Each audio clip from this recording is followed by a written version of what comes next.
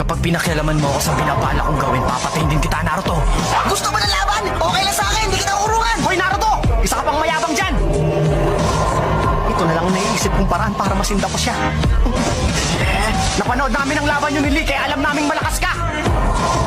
Pero okay lang, hindi kami natatakot ni Naruto sa'yo dahil tulad mo, malakas din kami. Para sa kaalaman mo, hindi namin inilabas ang tunay na galing namin nung unang laban. Kung gusto mo, dalawa laban sa isa. Matatalo ka lang kaya mag-isip ka na. Kung talagang matapang ka, labanan mo kami, pero kung natatakot ka, pwede ka pang umatras. Isang galaw mo lang, Shikamaru. Patay ka. Naku, oo nga.